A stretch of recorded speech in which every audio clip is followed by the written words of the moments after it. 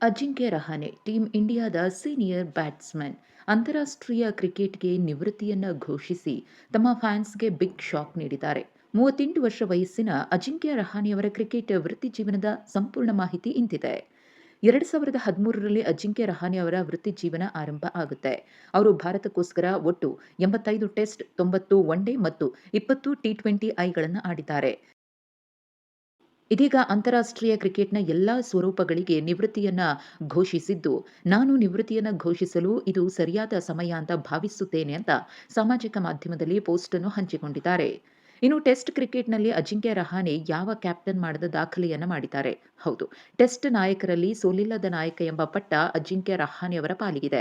2017ರಿಂದ 21ರವರೆಗೆ team ಇಂಡಿಯಾವನ್ನ 6 test ಪಂದ್ಯಗಳಲ್ಲಿ ಮುನ್ನಡೆಸಿದ್ದು, ಅಜಿಂಕ್ಯ ರಹಾನೆ ಅವರು ಒಂದು ಪಂದ್ಯದಲ್ಲೂ ಕೂಡ ಸೋಲು ಕಂಡಿಲ್ಲ.